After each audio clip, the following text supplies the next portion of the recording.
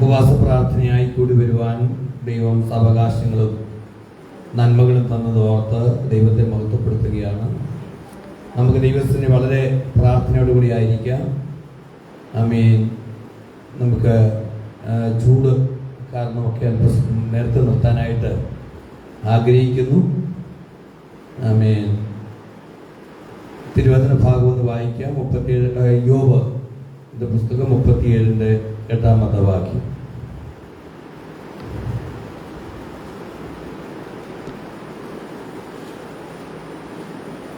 യോബ് 37 8.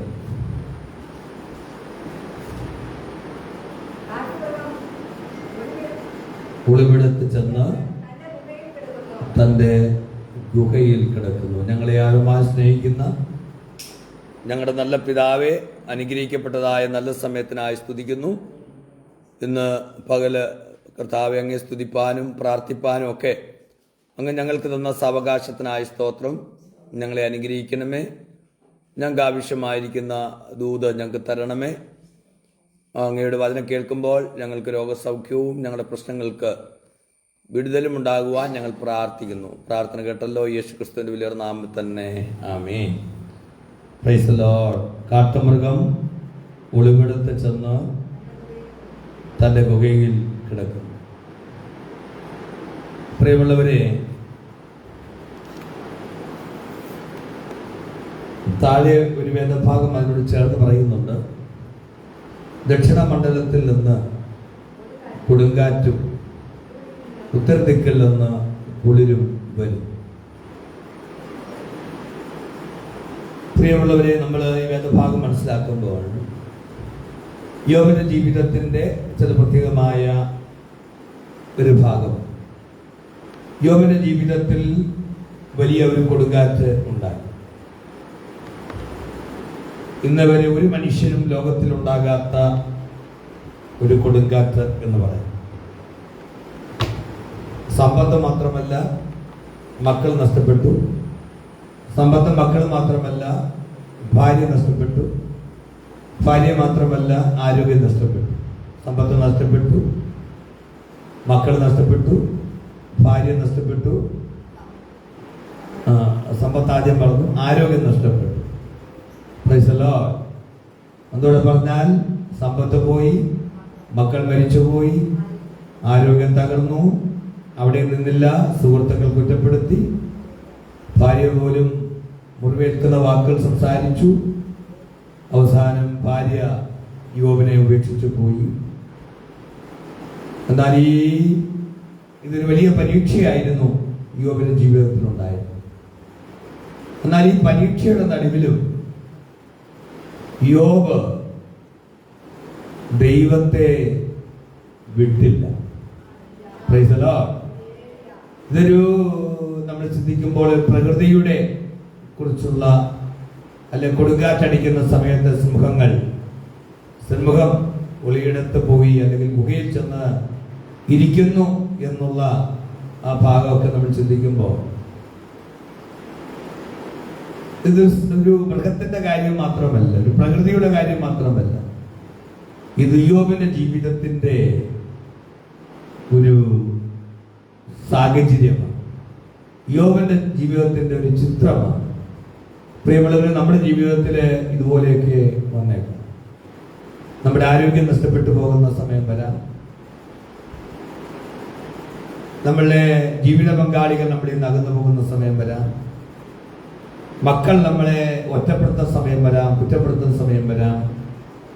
മക്കൾ ഈ ജീവിതത്തിൽ നിന്ന് ഒരുപക്ഷെ പലരുടെ ജീവിതത്തിൽ നമുക്കറിയാം മരിച്ചു പോകുന്ന സമയങ്ങൾ വരാം. നമ്മളൊക്കെ എല്ലാവരും ഉണ്ടെന്ന് വിചാരിക്കുന്ന സാഹചര്യങ്ങളിൽ എല്ലാവരും നമ്മെ ഒറ്റപ്പെടുത്തി മാറുന്ന ചില സാഹചര്യങ്ങൾ വരാം. പക്ഷെ അവിടെയെല്ലാം ജീവിതത്തിൽ കഴിഞ്ഞ കാലഘട്ടത്തിൽ ചിന്തിക്കാൻ ഒത്തിരി കാര്യങ്ങൾ ഉണ്ടാകും. യോബിനെ പോലെ യോബിന്റെ ജീവിതത്തിൽ ഈ കൊടുങ്കാറ്റടിക്കുന്നതിന് മുമ്പ് സമ്പത്തുണ്ടായിരുന്നു, കുടുംബമുണ്ടായിരുന്നു, ആരോഗ്യമുണ്ടായിരുന്നു, നാട്ടിൽ ബഹുമാന്യത ഉണ്ടായിരുന്നു, എല്ലാം ഉണ്ടായിരുന്നു. പക്ഷെ ഒരു ദിവസം എല്ലാം നഷ്ടപ്പെട്ടു. മൃഗസമ്പത്ത് പോയി, ആടുകൾ പോയി, ഒട്ടകങ്ങൾ പോയി, മക്കൾ മരിച്ചു. അതിനുശേഷം ശരീരത്തിൽ രോഗങ്ങളായി, വേദനയായി. അവിടെ മാത്രമല്ല, മനസ്സിന് വേദനയായി.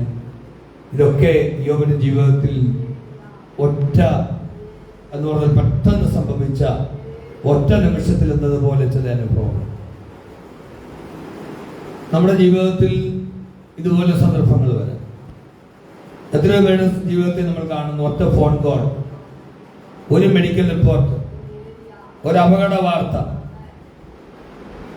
അപ്രതീക്ഷിതമായി മറ്റുള്ളവരുടെ ഒരു ദോഷപ്രവൃത്തി. ഇതിലൊക്കെ ഒരു നിമിഷം മതി നമ്മുടെയൊക്കെ ജീവിതം മാറി മറിയും. ഏതൊരു വ്യക്തിയുടെയും ജീവിതത്തിൽ അല്ലേ? എൻ്റെ ഒരു സ്നേഹിതൻ, അതെ, ഞാൻ നിങ്ങളോട് പറഞ്ഞിട്ടുണ്ട്, അദ്ദേഹം വിദേശത്ത് ജോലി ചെയ്യുക, മോള് IAS പഠിച്ചുകൊണ്ടിരിക്കുന്നു. അദ്ദേഹം ഗൾഫിൽ ജോലി ചെയ്യുന്ന സമയത്ത് അന്ന് രാത്രി അദ്ദേഹത്തിന് ഉറക്കം വരുന്നില്ല. പക്ഷേ അദ്ദേഹത്തിൻ്റെ മകള് ഇരുചക്ര വാഹനത്തിൽ രാത്രി യാത്ര ചെയ്യുന്ന സമയത്ത് പെട്ടെന്നൊരു വണ്ടി ഇടിച്ച് ആ പെൺകുഞ്ഞ് അവിടെ വെച്ച് തന്നെ മരിച്ചു പോകുന്നതായ സാധ്യത. അദ്ദേഹത്തോട് ആ കാര്യമൊന്നും പറഞ്ഞില്ല. പക്ഷേ അദ്ദേഹം കേട്ടു, മോർച്ചറിയിൽ വെക്കുന്ന വിഷയവുമായി ബന്ധപ്പെട്ട് കേട്ടപ്പോൾ അദ്ദേഹത്തിന് മനസ്സിലായി തൻ്റെ കുഞ്ഞ് പെൺകുഞ്ഞാണ് ഈ ലോകം വിട്ടുപോകും. ഞാൻ അദ്ദേഹത്തിൻ്റെ വീട്ടിൽ പോയിട്ടുണ്ട്, അദ്ദേഹമായിട്ട് സംസാരിച്ചിട്ടുണ്ട്. ആ മക്കളുടെ സ്വന്തം ആ മകൾക്ക് വേണ്ടി മാറ്റി വെച്ചിരുന്ന, ആ മോൾക്ക് വേണ്ടി വെച്ചിരുന്ന വസ്തു, തൻ്റെ മക്കൾക്ക് വേണ്ടി മാറ്റി വെച്ചിരുന്ന വസ്തു അദ്ദേഹം വീടുകൾ വെക്കാൻ സൗജന്യം, പാവപ്പെട്ട ആളുകൾക്ക് വീടുകൾ വെക്കാൻ സൗജന്യമായിട്ട് അദ്ദേഹം നൽകി. ഇതുപോലെ ജീവിതത്തിൽ വരുന്ന ചില വിഷയങ്ങൾ, ഒരുപാട് പേര് ഭാരപ്പെട്ട് ജീവിതത്തിൽ മനമെടുത്ത് ദൈവത്തെ തള്ളിപ്പറഞ്ഞ് മുന്നോട്ട് പോകുമ്പോൾ ജീവിതത്തിൽ അദ്ദേഹത്തിനും കുടുംബത്തിനും ഒരു പ്രയാസങ്ങൾ ഉണ്ടായിരുന്നെങ്കിലും അതെല്ലാം ദൈവസന്നിധിയിൽ പ്രാർത്ഥിക്കുന്ന ഒരു മനുഷ്യനായതുകൊണ്ട് അതെല്ലാം അദ്ദേഹം എന്ത് ചെയ്തു? അത് മറ്റൊരു നിലയിൽ നന്മയ്ക്ക് വേണ്ടിയും വീടില്ലാത്ത പലർക്കും ഒരു ആശ്വാസത്തിന് വേണ്ടിയും അത് മാറ്റിവെക്കപ്പെട്ടു. കരങ്ങൾ ഉയർത്തി സ്തോത്രം ചെയ്താട്ടെ. ആ വീട് മറ്റൊരു സഭയാണ് നിർമ്മിച്ചു കൊടുത്തത്. ആ വീട് പണിത് കൊടുക്കുമ്പോൾ ഞാനും അവിടെ ഉണ്ടായി. Price the Lord. ജീവിതത്തിൽ നമ്മളെല്ലാം ചിന്തിക്കുന്ന ഒരു പ്രധാനപ്പെട്ടതായ വിഷയമുണ്ട്. ഒരിക്കലും ഞാൻ സുരക്ഷിതമാണ് എന്നാണ് എല്ലാ മനുഷ്യരും ചിന്തിക്കുന്നത്. എത്രയോ ആളുകൾ അറ്റാക്ക് വന്ന് മരിക്കുന്നു. നമ്മുടെ ചിന്താഗതി നമ്മളൊരിക്കലും അറ്റാക്ക് വന്ന് മരിക്കുകയില്ല. ഓരോ വാർത്തകൾ, എത്രയോ കാര്യങ്ങൾ നമ്മൾ കേൾക്കുന്നു. നമ്മൾ പലപ്പോഴും ചിന്തിക്കുന്നത് അതൊന്നും നമ്മുടെ ജീവിതത്തിൽ സംഭവിക്കുന്നില്ല. ടൈറ്റാനിക് എന്ന് പറയുന്നതായിരിക്കുന്ന ഒരു കപ്പൽ പുറപ്പെട്ടപ്പോൾ അത് നിർമ്മിച്ചവർ തന്നെ പറഞ്ഞു ഇതൊരിക്കലും മുങ്ങുകയില്ല, മുങ്ങാൻ പറ്റുന്നൊരു കപ്പലല്ല എന്നാണ് പറഞ്ഞത്. ഒരിക്കലും മുങ്ങില്ല, ആർക്കും മുക്കാൻ കഴിയുകയില്ല. പക്ഷെ നമുക്കറിയാം 12,500 എന്ന് പറഞ്ഞാൽ കുറേ ആളുകൾ മരിച്ചു. മരിക്കാൻ കാര്യം എന്താ അറിയാമോ? ഒരു ഐസ് മലയിൽ തട്ടിയപ്പോൾ. ജീവിതത്തിൽ നമ്മൾ സുരക്ഷിതത്വം എന്ന് പറയുന്ന, ലോക സുരക്ഷിതത്വം എന്ന് പറയുന്ന പലതും സ്ഥിരമല്ല, അത് പലതും താൽക്കാലികമാണ്. നമ്മൾ ആശ്രയിക്കുന്ന നമ്മുടെ ദൈവം നമുക്ക് എന്നും ആശ്രയിക്കുവാൻ സുരക്ഷിതമായ ഒരു സങ്കേത നഗരമാണ്. കരങ്ങൾ ഉയർത്തി നമുക്ക് സ്തോത്രം ചെയ്യാം. Price the Lord. കൊടുങ്കാറ്റ് അടിച്ചപ്പോൾ ഒരു കാട്ടുമൃഗം അല്ലെങ്കിൽ സിംഹം കൊടുങ്കാറ്റടിച്ചപ്പോൾ സുരക്ഷിതമായി കണ്ടത് ഒരു ഗുഹയാണെങ്കിൽ, പ്രൈസ് ദി ലോർഡ്, ആ കാട്ടുമൃഗത്തിന് അറിയാം തനിക്ക് ഈ കൊടുങ്കാറ്റിന് നടുവിലൂടെ മരങ്ങൾ ഒടിഞ്ഞു വീഴുന്നതായിരിക്കുന്ന സമയത്ത്, മരങ്ങൾ ഇങ്ങനെ ആർത്തലയ്ക്കുന്ന സമയത്ത്, ഒന്നും സുരക്ഷിതമല്ലാത്ത സമയത്ത് ഈ കൊടുങ്കാറ്റിൽ പുറത്ത് നിന്നാൽ അത് അപകടകരമാണെന്ന് ഈ സിംഹത്തിന് മനസ്സിലായതുകൊണ്ട് സിംഹം പോയിട്ട് എവിടെ ഒളിച്ചു? ഗുഹയ്ക്കകത്ത് ഒളിച്ചു. Price the Lord. പ്രിയമുള്ളവരെ, നമ്മുടെ ജീവിതത്തിന് നേരെ കൊടുങ്കാറ്റുകളും പ്രയാസങ്ങളും ബുദ്ധിമുട്ടുകളും ഭാരങ്ങളും നൊമ്പരങ്ങളൊക്കെ വരുമ്പോൾ, അപ്രതീക്ഷിതമായ വിഷയങ്ങൾ വരുമ്പോൾ നമുക്ക് ആശ്രയിക്കുവാനുള്ള സ്ഥലം നമ്മുടെ കർത്താവ് മാത്രമാണ്. നമുക്ക് ഒളിച്ചിരിക്കാൻ ഒരു സ്ഥലം നമ്മുടെ കർത്താവ് മാത്രമാണ്. നമുക്ക് ഒളിച്ചിരിക്കാനുള്ള സങ്കേത നഗരം നമ്മുടെ കർത്താവ് മാത്രമാണ്. നമുക്ക് ഒളിച്ചിരിക്കുവാനുള്ളൊരു ഗുഹ നമ്മുടെ കർത്താവ് മാത്രമാണ്. നമുക്ക് ഒളിച്ചിരിക്കുവാനുള്ള ഒരു ദുർഗം, ഒരു കോട്ട നമ്മുടെ കർത്താവ് മാത്രമാണ്. യോബിന്റെ ജീവിതത്തിലേക്ക് നോക്ക്. പ്രതിസന്ധി വന്നപ്പോൾ യോബ് മദ്യപാനത്തിലേക്ക് പോയില്ല. എന്തായാലും ദൈവത്തെ സേവിച്ചിട്ട് ഇതൊക്കെയാണ് കിട്ടിയത്. എന്നാൽ ഇനി മുതൽ ഇതെല്ലാം മാറ്റി വെച്ചിട്ട് ഞാൻ മദ്യപിക്കാൻ പോവുകയാണെന്ന് പറഞ്ഞ് ബാറിലേക്കല്ല പോയത്, മറിച്ച് ദൈവസന്നിധിയിൽ യോബിരിക്കുക. പാപത്തിലേക്ക് പോയില്ല, ദൈവത്തെ വിട്ടുപോയില്ല, പക്ഷേ ദൈവത്തെങ്കിലേക്ക് ഒന്നുകൂടെ അടുത്ത്. ദൈവത്തിന് പ്രതിസന്ധി വരുമ്പോൾ എന്ത് ചെയ്യണം? ദൈവത്തോട് അടുത്ത് ചെയ്യണം. ഒരുപക്ഷെ മക്കൾ നമുക്ക് കേൾക്കാൻ പറ്റാത്ത കാര്യങ്ങളായിരിക്കാം നമ്മുടെ മക്കളുടെ വായിൽ നിന്ന് നമുക്ക് വരുന്നത്. നമ്മളെ സംരക്ഷിക്കുമെന്ന് വിചാരിക്കുന്ന പല മക്കളും നമ്മളെ സംരക്ഷിക്കണമെന്നല്ല. കഴിഞ്ഞ ദിവസം ഒരാളെന്നെ വിളിച്ചോട്ടു, പാസ്റ്റേ അവിടെ ഭർത്താവ് മരിച്ചു പോയതാണ്. ഒന്നും അല്ലലില്ലാതെ ആ കുഞ്ഞുങ്ങളെ നന്നായിട്ട് വളർത്തി, കഠിനാധ്വാനം ചെയ്തു, വാങ്ങിക്കുന്നതെല്ലാം വാങ്ങിക്കൊടുത്തു. പക്ഷെ അവർ പ്രായമായപ്പോൾ എല്ലാം അവർക്ക് വേണ്ടി നൽകി. അവര് ഒരുപാട് നൽകി. മക്കളുടെ ആഗ്രഹങ്ങൾക്ക് ഒന്നിനും ഒരു വ്യത്യാസം വരുത്തിയില്ല. പക്ഷെ പ്രായമായപ്പോൾ അവർക്ക് അല്പം ഒരു കുഴമ്പ് വാങ്ങിക്കാൻ മക്കളോട് ചോദിച്ചപ്പോൾ മക്കൾ പറഞ്ഞു, എൻ്റെ ഞങ്ങളുടെ പൈസ ഇല്ല. പൈസ ഇല്ലാഞ്ഞിട്ടല്ല, പൈസയുണ്ട്, മക്കളെ ജോലിക്കാരാണ്, അവരുടെ ജീവിത പങ്കാളി വിദേശത്തുണ്ട്, ഒക്കെ ശരിയാണ്. പക്ഷെ എന്തില്ല, ഞങ്ങളുടെ കയ്യിലിപ്പോൾ എൻ്റെ പൈസ. ഒരു കുഴപ്പം വാങ്ങിക്കാൻ എത്ര രൂപ കൊടുക്കണം? പ്രിയമുള്ളവരെ, പക്ഷെ ഇവിടെയെല്ലാം നമ്മുടെ മക്കളിൽ ആശ്രയിക്കുമ്പോൾ, നമ്മൾ ഈ ലോകത്തിൽ ആശ്രയിക്കുന്നത് പലതും നമ്മുടെ ജീവിതത്തിൽ ഒരു കൊടുങ്കാറ്റ് വരുമ്പോൾ അല്ലേ, നമുക്ക് നമ്മുടെ ജീവിതത്തിൽ കൊടുങ്കാറ്റ് എന്താ? കടം, സാമ്പത്തിക ബുദ്ധിമുട്ട്, രോഗം, പലതരത്തിലുണ്ട്. ഇതൊക്കെ വരുമ്പോൾ നമ്മൾ ആശ്രയിക്കും. നമുക്കുണ്ട് ഒരു പ്രയാസം വരുമ്പോൾ നമുക്ക് ഒളിക്കാം എന്ന് വിചാരിക്കുന്നവരാണ് നമ്മുടെ മക്കൾ.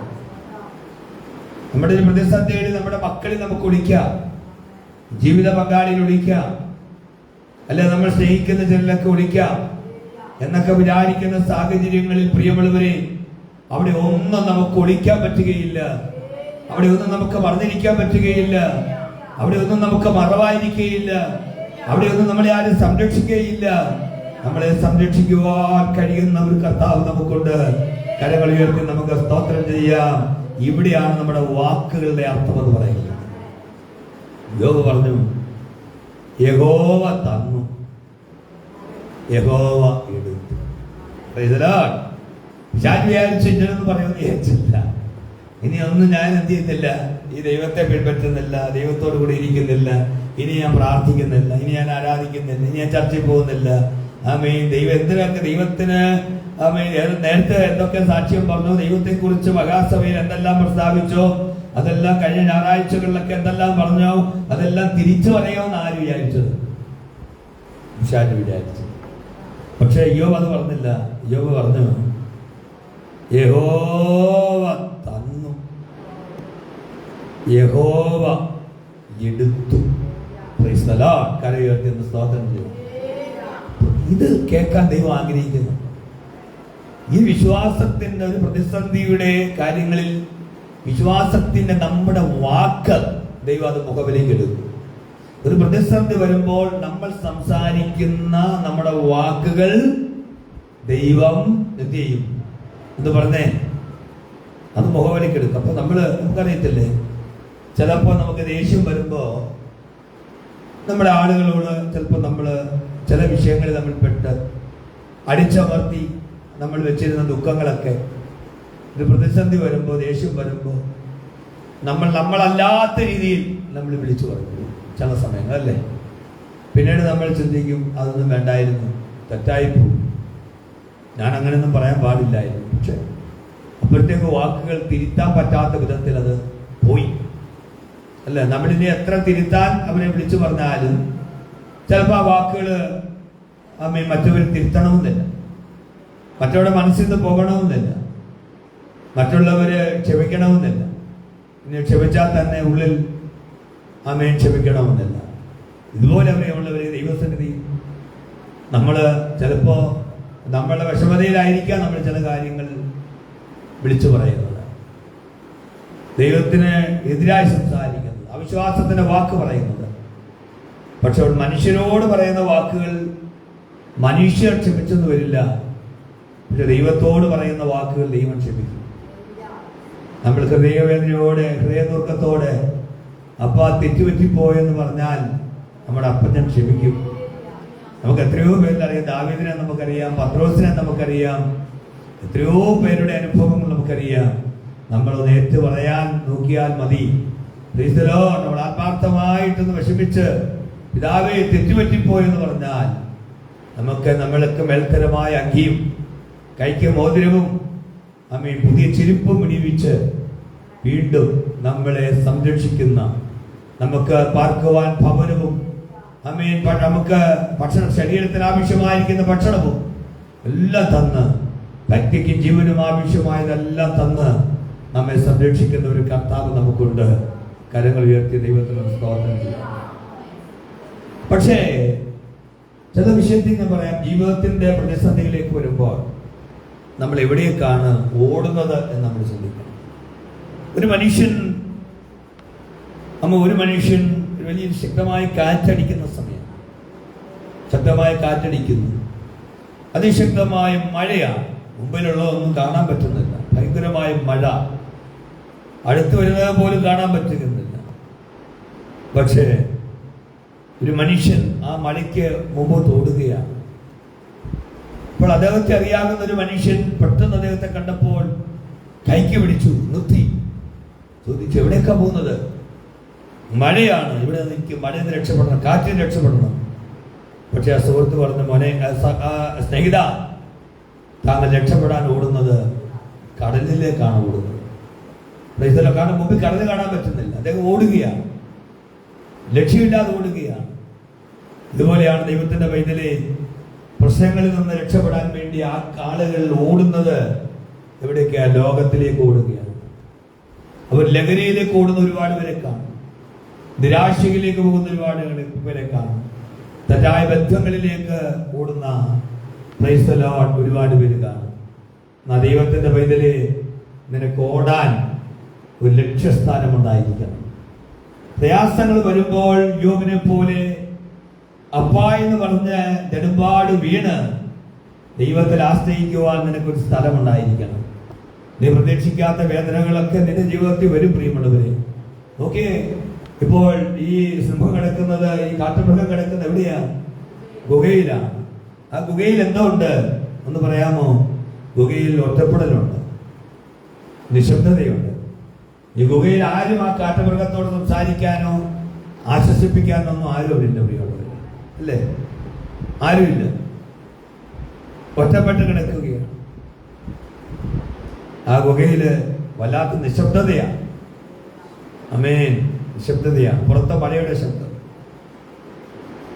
അമേൻ, മറ്റുള്ളവരിൽ നിന്നുള്ള ഒരു മറവ്, ആർക്കും കാണാൻ കഴിയാത്തൊരു മറവിനകത്താണ്. പക്ഷേ എന്നാൽ അതിനകത്ത് ഒരു സുരക്ഷയുണ്ട്. കാര്യത്തിൽ സ്തോത്രം ചെയ്താൽ തന്റെ ഗുഹയിൽ ഈ കാട്ടുമൃഗം കിടക്കുമ്പോൾ മലയിൽ നിന്ന് ഓടി വന്ന് കൊടുങ്കാറ്റിൽ നിന്ന് രക്ഷപ്പെടാൻ വേണ്ടി ഓടി വന്നതായിരിക്കുന്ന ഈ കാട്ടുമൃഗം ഇപ്പൊ കിടക്കുന്ന എവിടെയാ? ഗുഹയ്ക്കകത്താണ്. ഈ ഗുഹയ്ക്കകത്ത് എന്തോ ഉണ്ട്? നിശബ്ദതയുണ്ട്. ഈ ഗുഹയ്ക്കകത്ത് എന്തോ ഉണ്ട്? ഒറ്റപ്പെടലുണ്ട്. ഈ ഗുഹയ്ക്കകത്ത് എന്തോ ഉണ്ട്? നിശബ്ദതയുണ്ട്. എന്ന് പറഞ്ഞാൽ ഒറ്റപ്പെടൽ ആരുമില്ലാത്ത ഒരു സ്ഥലം. നമ്മെ കൂട്ടില്ല, കൂട്ടായ്മയ്ക്കില്ല, നിശബ്ദത, ആരും സംസാരിക്കാനില്ല, ദൈവത്തോടല്ല. 3 മറവ്, എല്ലാവരെയും നിന്നും മറന്നിരിക്കുന്നൊരനുഭവം, ആരും അവരെ കാണുന്നില്ല. അടുത്തത് അതിനകത്ത് സുരക്ഷിത. യോബിന്റെ ജീവിതത്തിലെ ഗുഹ എന്തായിരുന്നു? യോബിന്റെ ജീവിതത്തിലും ഇതുപോലെ അനുഭവങ്ങളായി. യോബിന്റെ ജീവിതത്തിലെ ഗുഹ എന്ന് പറയുന്നത് അവൻ സമൂഹത്തിൽ നിന്ന് അകലപ്പെട്ടു. 2 ചാരത്തിലിരുന്നു. 3 മുറിവുകൾ ചുരണ്ടി അതിൽ നിന്ന് പുഴുക്കൾ പുറത്തേക്ക് വരികയാണ്. ആ സമയത്ത് ഒറ്റപ്പെട്ടു.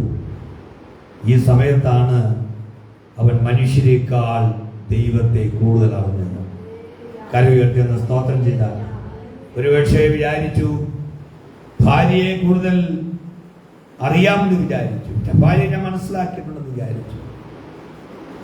യോബ് പറഞ്ഞതാണ്, എൻ്റെ ഭാര്യ എനിക്ക് നന്നായിട്ട് അറിയാം, ഞാൻ അവിടെ അറിഞ്ഞിട്ടുള്ളത് പോലെ ആരും അറിഞ്ഞിട്ടില്ല. പക്ഷെ ഒരു അപകടം വന്നപ്പോൾ, സാഹചര്യം വന്നപ്പോൾ, ആമേൻ, ചാരത്തിലിരുന്നപ്പോൾ, മുറിവുകളിൽ നിന്ന് ചുരുണ്ടി പുഴുക്കൾ പുറത്തേക്ക് വന്നപ്പോൾ,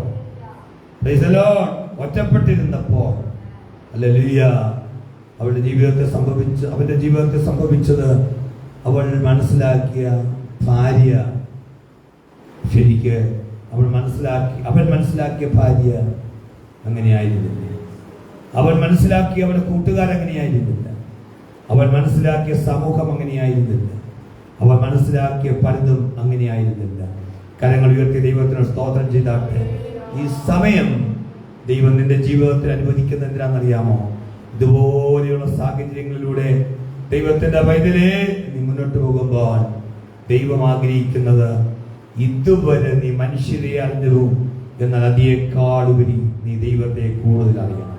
നീ മനുഷ്യരെക്കാൾ കൂടുതൽ ദൈവത്തെ അറിയുവാനുള്ള സമയമാണ്. കര ഉയർത്തി ദൈവത്തിനോട് സ്തോത്രം ചെയ്താട്ടെ. Praise the Lord, praise the Lord, praise the Lord. നമ്മൾ ചോദിക്കുന്നത് ദൈവമേ എന്തിനാ എനിക്ക് ഗുഹ തന്നതെന്നൊക്കെ ചോദിക്കാം. പക്ഷേ ഈ ഗുഹ ദൈവം നിന്റെ ജീവിതത്തിൽ അനുവദിച്ചിട്ടാണ്. ദൈവം ചിലപ്പോൾ നമ്മെ ഈ ഗുഹയുടെ അനുഭവത്തിലേക്ക്, നമ്മുടെ ഗുഹ എന്ന് പറയുമ്പോൾ ആൾക്കൂട്ടത്തിൽ നിന്ന് ആ കാട്ടമൃഗം എപ്പോൾ കിടക്കുന്നത് എവിടെയാണ്? ഏത് സ്ഥലത്താണ് കിടക്കുന്നത്? ഗുഹയിലാണ്. ഗുഹയിൽ കിടക്കുന്നതായിരിക്കുന്ന കാട്ടമൃഗം മറ്റു മൃഗങ്ങളിൽ നിന്ന് അകന്ന് കിടക്കുകയാണ്. ഇതുപോലെ ദൈവം നമ്മെ ആൾക്കൂട്ടത്തിൽ നിന്ന് ഒരുപക്ഷെ നമ്മളെ വേർതിരിച്ചത്. കാരണം നമുക്കറിയാമല്ലോ, യോഹന്നാൻ സ്നാപകൻ അദ്ദേഹത്തെ അവസാന സമയത്ത് കിടക്കുന്നത് തടവറയിലാണ്, ജയിലിൽ കിടക്കുകയാണ്. ആ ജയിലിൽ കിടക്കുമ്പോൾ ശിഷ്യഗണങ്ങളില്ല.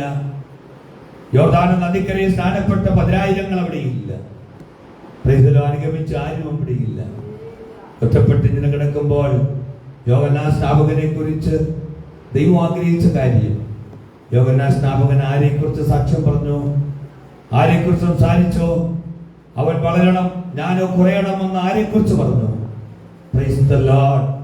ആ കർത്താവിനെ കുറിച്ച് കൂടുതൽ അറിയുവാൻ, ദൈവം നല്ലവനെന്ന് രുചിച്ചറിയുവാൻ ദൈവം ആഗ്രഹിച്ചെങ്കിൽ സ്നാപകയോഹന്നാന്റെ ജീവിതത്തിന്റെ ചില ഭാരങ്ങൾ നിമിത്തം, ജീവിതത്തിൽ നിരാശ വന്നപ്പോൾ, ജീവിതത്തിൽ ഭാരം വന്നപ്പോൾ, ആമേൻ, തന്നെ വിളിച്ചവനെ കുറിച്ച്, തന്നെ അയച്ചവനെ കുറിച്ചുള്ള ആമേൻ, വരുവാനുള്ളത് നീയോ അല്ല ഞങ്ങൾ മറ്റൊരുവനെ പ്രതീക്ഷിക്കണമോ എന്ന് ചോദിക്കത്തക്ക നിലയിൽ ഒരു പ്രത്യേക സാഹചര്യങ്ങളിലൂടെ യോഹന്നാൻ സ്നാപകൻ പോയി.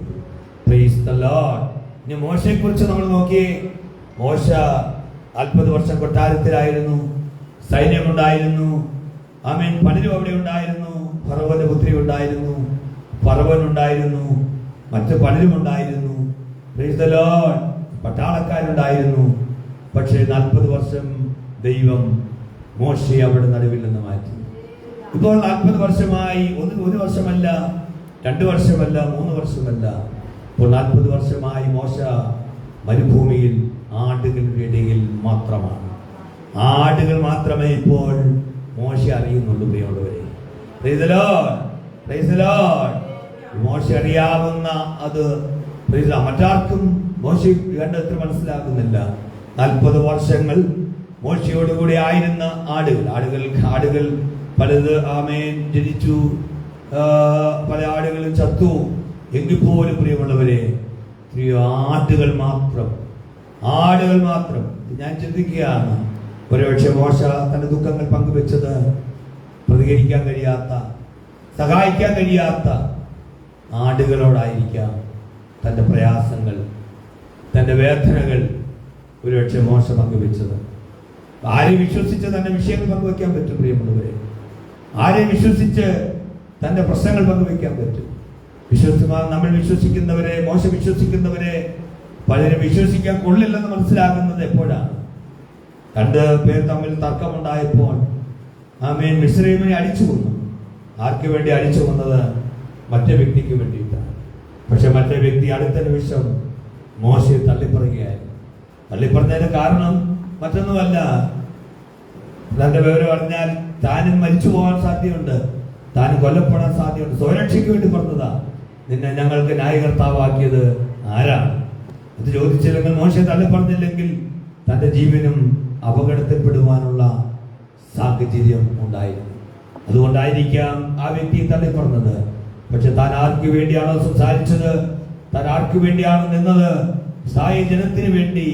പർവ്വത കൊട്ടാരത്തിൽ 40 വർഷം ജീവിച്ചതായിരിക്കുന്ന മോശ ഒരു നിമിഷം കൊണ്ട് മോശയ്ക്ക് മനസ്സിലായി, ആരുമില്ല, താൻ ഒറ്റയ്ക്കേ ഉള്ളൂ. അവിടെ നിന്ന് ഓടി ഉദ്യാനിലേക്ക് ഓടിപ്പോകേണ്ടി വന്നു. അമ്മായിപ്പൻ്റെ അടുത്തേക്ക് ചെന്നു. എല്ലാ വിഷയങ്ങളും അമ്മായിപ്പനോട് പറയാൻ പറ്റുമോ? പറയാൻ പറ്റിയില്ല. ഭാര്യയോടും എല്ലാ വിഷയങ്ങളും പറഞ്ഞിട്ടുണ്ടോ എന്ന് അറിയത്തില്ല.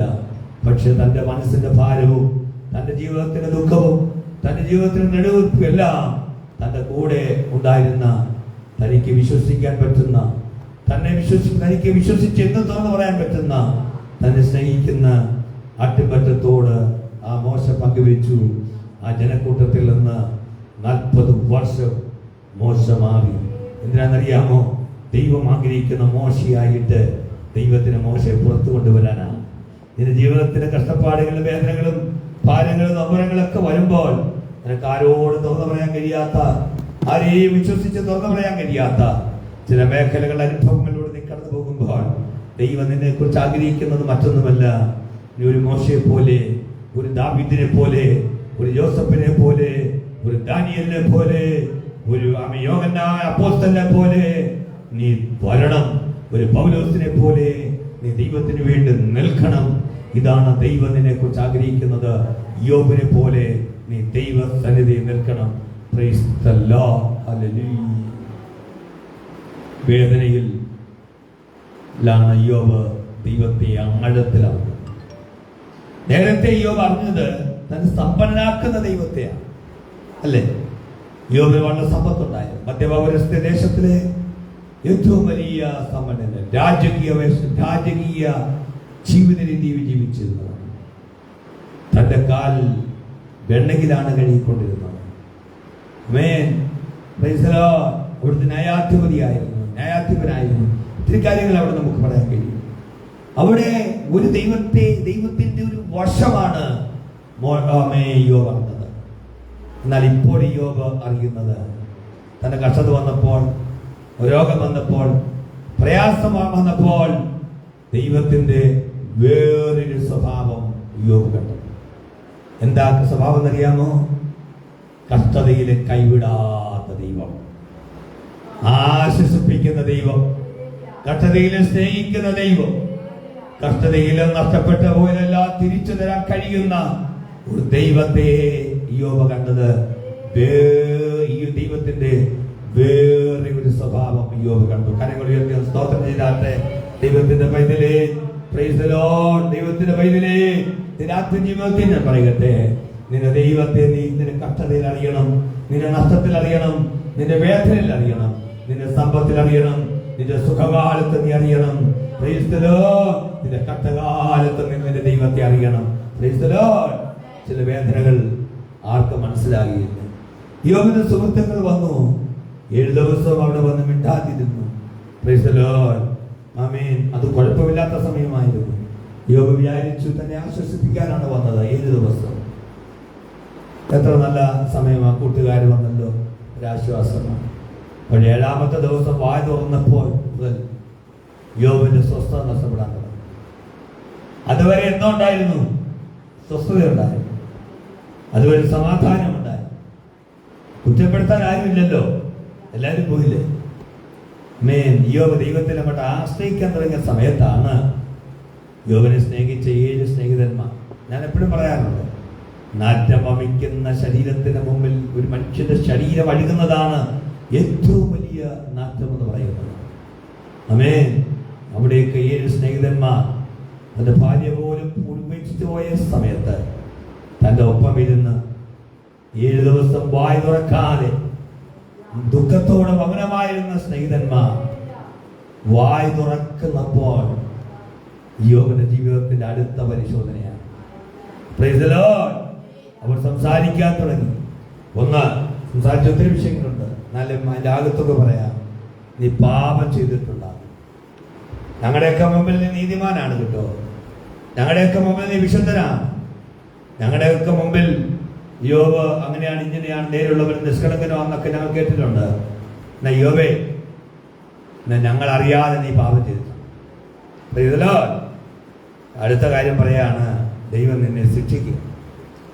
പലപ്പോഴും പ്രിയമുള്ളവരെ, നമ്മളൊക്കെ ജീവിതത്തിൽ പ്രയാസങ്ങളിലൂടെ, ഞാനൊക്കെ ജീവിതത്തിൻ്റെ ചില മേഖലകളിലൂടെയൊക്കെ പോയപ്പോൾ ചില ആളുകൾ എന്നോട് നേരിട്ട് പറഞ്ഞിട്ടുണ്ട്, പ്രാർത്ഥിക്കാത്തതുകൊണ്ട്. ഈ അടുത്ത സമയത്ത് ഞാൻ ഒരു കർത്തദാസനെ വേണ്ടി 48 വർഷം കർത്താവിന്റെ വേല ചെയ്ത ഒരു ദൈവദാസന് വേണ്ടി ഞാൻ വീഡിയോ 48 വർഷം ആ വീഡിയോ ഇട്ടു. ഇപ്പോൾ അദ്ദേഹം കിടപ്പിലാണ്. അദ്ദേഹത്തിന്റെ ഉണ്ടായിരുന്ന 7 സെന്റ് സ്ഥലം അത് ജപ്തിയായി പോകാൻ പോവുകയായിരുന്നു. മാത്രമല്ല, പഞ്ചായത്തിൽ നിർമ്മിച്ച ആ വീട് പണി പൂർത്തീകരിച്ചില്ല. അപ്പൊ ആ വീട് ഇങ്ങനെ കിടക്കുകയാണ്. എന്തായാലും ശരി, ഞാൻ പോയിട്ട് സംസാരിക്കാനും വീഡിയോ എടുത്തിടാനും പലർക്കൊക്കെ അയച്ചു കൊടുക്കാനും ഒക്കെ കഴിഞ്ഞു. ദൈവാന് കൃപ തന്നു. അതൊക്കെ ദൈവത്തിന്റെ കൃപ മാത്രം കേട്ടോ, വേറെ ഒന്നും പറയാനില്ല. ആ വീട് ജപ്തി ചെയ്യുന്ന എടുത്ത് പാതാരം എടുത്തു. Price the Lord. മാത്രമല്ല, ആ വീട് പണിത് കൊടുക്കാൻ ചില പ്രിയമുള്ളവര് ഇപ്പോൾ മുമ്പോട്ട് വന്നിരിക്കുകയാണ്. Price the Lord. അത് പൂർത്തീകരിക്കുകയാണ്. അതൊന്നും അല്ല ഞാൻ പറയാൻ വന്നത്.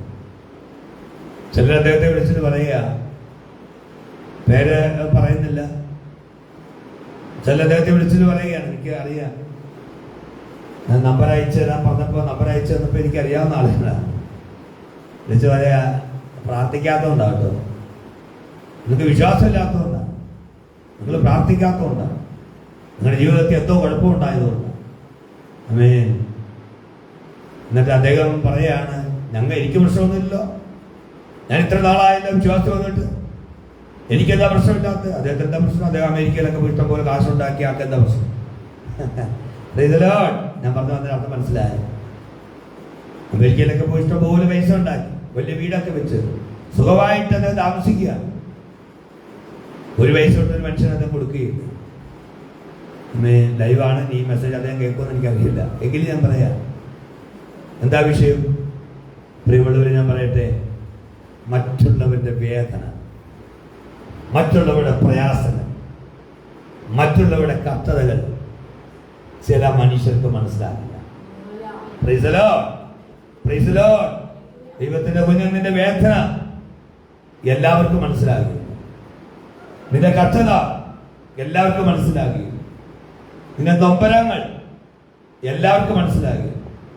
ഞാനീ പറഞ്ഞ ആളൊരു 10,000 രൂപ അയച്ചു കൊടുത്തിട്ടാ പറയുന്നെങ്കിൽ ഒരു കാര്യമുണ്ട്, ഒരു 5,000 രൂപ അയച്ചു കൊടുത്തിട്ട് കാര്യമുണ്ട്, ഒരു 1,000 രൂപയെങ്കിലും അയച്ചു കൊടുത്തിട്ട് കാര്യമുണ്ട്. ഇതൊന്നും അയച്ചു കൊടുക്കാതെ വേദനയിലും കഷ്ടത്തിലുമായി 5 വർഷമായി തളർന്ന് പക്ഷാഘാതം പിടിച്ച് രോഗക്കിടക്കയിൽ കിടക്കുന്ന ഒരു മനുഷ്യനോട് അത് പറഞ്ഞപ്പോൾ അദ്ദേഹത്തിന്റെ മനസ്സിന് എന്താ ആശ്വാസമുള്ളത്? വേദനകൾ ആർക്ക് പറയാനായിട്ട് പറ്റും? പ്രിയമുള്ളവരെ, ഞാൻ പറയട്ടെ, ചില വേദനകൾ മനുഷ്യർക്ക് മനസ്സിലാകിയില്ല, ദൈവദാസന്മാർക്ക് മനസ്സിലാകിയില്ല, ദൈവമക്കൾക്ക് മനസ്സിലാകിയില്ല. ഞാൻ അവിടെ നിന്നോട് കരഞ്ഞുകൊണ്ടാണ് അദ്ദേഹത്തിന്റെ വീഡിയോ ഞാൻ കണ്ടത്. ഞാൻ ഈ കഴിഞ്ഞ വർഷം 2 വീഡിയോ എടുക്കാൻ പോയി.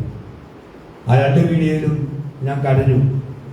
ഒന്ന് തിരുവനന്തപുരത്തുള്ള ഏജ് ചർച്ചിൽ പ്രവർത്തിക്കുന്ന 31 വയസ്സുള്ള ഒരു അശ്വതി എന്ന് പറയുന്ന ഒരു ദൈവദാസിയുടെ അവർക്ക് തൈറോയ്ഡ് ക്യാൻസറാണ്. ഞാനത് കണ്ടപ്പോൾ കരഞ്ഞുപോയി. ഇപ്പോൾ ഞാൻ ചൊവ്വാഴ്ച പോയതാണല്ലോ, ചൊവ്വാഴ്ച ഇവിടുന്ന് പോയതാണ്. ഇന്ന് വെളുപ്പിന് 5 മണിക്കാണ് അവിടെ വന്നത്. ഓർക്കൊന്നും ശരിയായിട്ടില്ല, എന്നാൽ നമ്മുടെ സഭയുടെ ശുശ്രൂഷയിൽ നിന്ന് മാറി നിൽക്കാൻ പറ്റുകയും.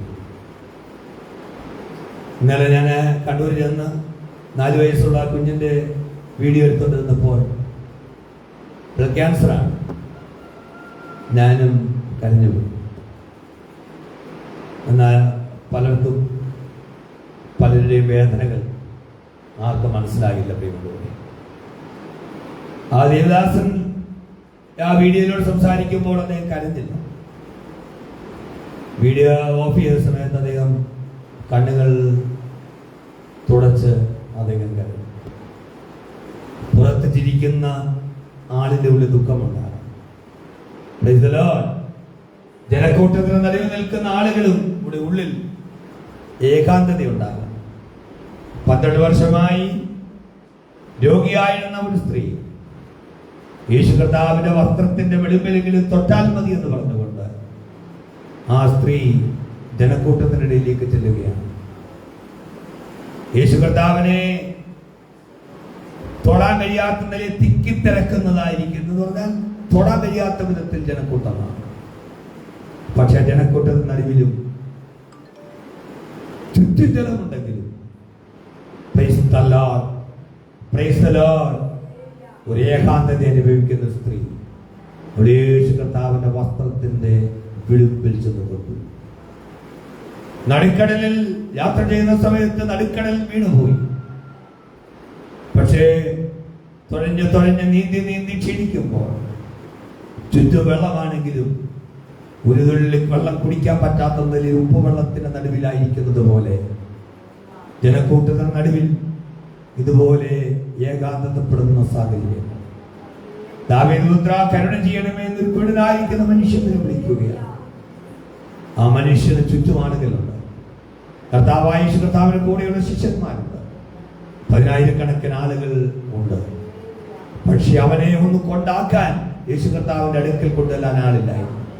അവൻ വിളിച്ചു, ദാവീദ് പുത്രാ, എന്നോട് കരുണ ചെയ്യണമേ എന്ന് വിളിച്ചപ്പോൾ നിനക്ക് എന്ത് വേണമെന്ന് പറഞ്ഞിട്ട്, യേശുവേ ഗുരു നിൽക്കണമെന്ന് പറഞ്ഞിട്ട് കർത്താവിന്റെ അടുത്തേക്ക് അവനെ കൊട്ടിയെല്ലാം ഒരാളില്ലാത്തവനായിരുന്നത് 10,000 നടുവിൽ ഏകാന്തത അനുഭവിച്ചൊരു മനുഷ്യനാണ്.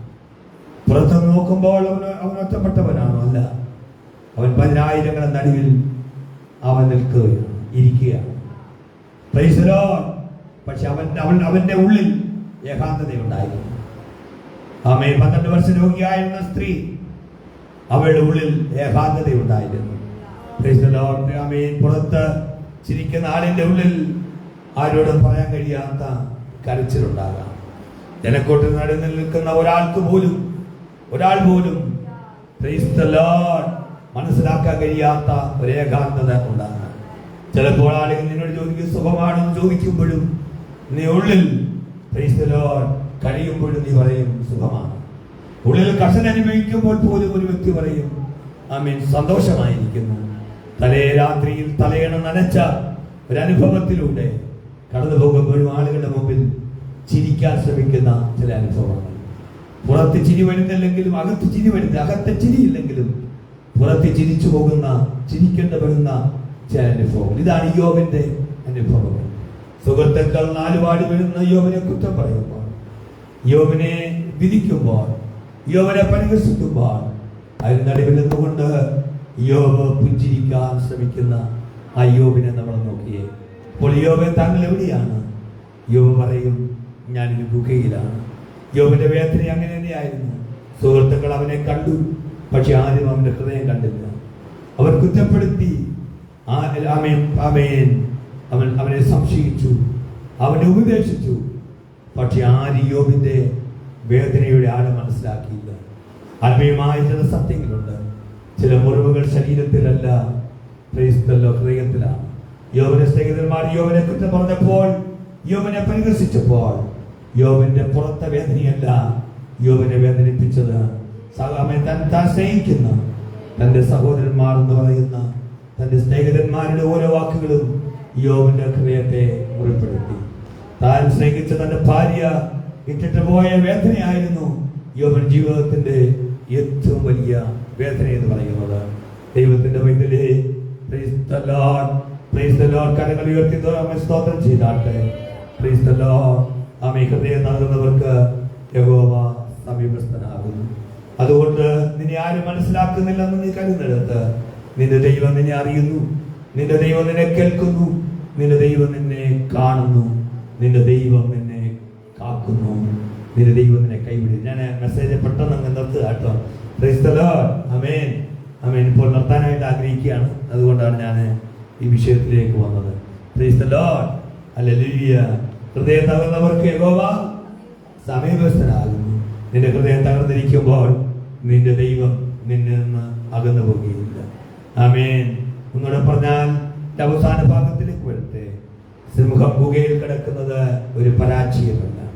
കാട്ടുമൃഗം ഗുഹയിൽ കിടക്കുന്നത് ഭീരുത്വമല്ല. കാട്ടുമൃഗം ആമേൻ, ആമേൻ, അതൊരു സംരക്ഷണത്തിന് വേണ്ടി കിട്ടാണ്. കൊടുങ്കാറ്റ് വരുമ്പോൾ സിംഹം പോലും ഒരു നിമിഷം നിന്നു വരാം. കൊടുങ്കാറ്റ് വരുമ്പോൾ സിംഹം പോലും ഗുഹയ്ക്കകത്ത് കയറുന്നു വരാം. കൊടുങ്കാറ്റ് വരുമ്പോൾ കഴുകൻ തന്റെ ചിറക് വിരിച്ച് ആകാശത്തിലേക്ക് പറന്നു വരും. Price the Lord, praise the Lord, praise the Lord. ദൈവത്തിന്റെ വൈദ്യരെ ചില മേഖലകളിൽ നിനക്ക് സുരക്ഷിതമായി ഇരിക്കാൻ ചില സാഹചര്യങ്ങൾ വരും. ചില സാഹചര്യത്തിൽ നീ മിണ്ടാതിരിക്കുന്നത് നിന്റെ ഭീരുത്വമല്ല. നീ മിണ്ടാതിരിക്കുന്നത് പ്രൈസ് ദി ലോർഡ് നിനക്ക് ധൈര്യമില്ലാത്തത് കൊണ്ടല്ല. മിണ്ടാതിരിക്കുന്നത് ഒരു തോൽവിയല്ല. Price the Lord. നോക്കിയേ, ഏലിയാവിനെ നോക്കിയേ. ഇസബേലിനെ പേടിച്ച് മരുഭൂമിയിലേക്ക് ഓടി. പക്ഷെ ദൈവം ഏലിയാവിനെ തള്ളിയില്ല. ഏലിയാവിന് ഭക്ഷണം കൊടുത്തു, ശക്തീകരിച്ചു. നമ്മുടെ കർത്താവ് ജനക്കൂട്ടം യേശു കർത്താവിനെ പിടിക്കാൻ വന്നപ്പോൾ, കല്ലെറിയാൻ വന്നപ്പോൾ നമ്മുടെ കർത്താവ് അവിടെ നിന്ന് ഒറ്റയ്ക്ക് മാറി പ്രാർത്ഥിക്കാൻ പോയി. എപ്പോഴും ചിലപ്പോൾ ജനക്കൂട്ടത്തിൽ നിൽക്കുന്നത് ഒരു ശക്തിയല്ല. ചിലപ്പോൾ ഒറ്റയ്ക്ക് ദൈവത്തോടു കൂടെ നിൽക്കുന്നതാണ് യഥാർത്ഥമായ ശക്തി. നിന്റെ കുടുംബത്തിൽ ചില പറയുന്ന വിശ്വാസത്തിൽ വന്നതുകൊണ്ട് എനിക്ക് നിന്നോട് യോജിക്കാൻ പറ്റുകയില്ല, നിന്റെ കുടുംബത്തോട് യോജിക്കാൻ പറ്റുകയില്ല, നിന്നെ അംഗീകരിക്കാൻ പറ്റുകയില്ല. നിന്റെ കുടുംബത്തിനകത്ത് നീ ചിലപ്പോൾ ഒറ്റപ്പെട്ടു പോകുമ്പോൾ, ചിലപ്പോൾ നീ പ്രയാസപ്പെട്ടു പോകുമ്പോൾ നിന്റെ കുടുംബത്തിന്റെ ശക്തി നിനക്കൊരു പക്ഷേ ഇല്ലായിരിക്കാം.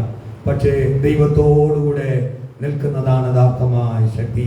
കടലിൽ വലിയൊരു കൊടുങ്കാറ്റ് വന്നപ്പോൾ മത്സ്യബന്ധന ബോട്ടുകൾ പ്രൈസ് ദി ലോർഡ് കടലിൽ നിന്ന് മുന്നറിയിപ്പ് ലഭിച്ചപ്പോൾ അത് ഹാർബറിലേക്ക്, അതിന്റെ തുറമുഖത്തേക്ക് തിരിച്ചു വരികയാണ്.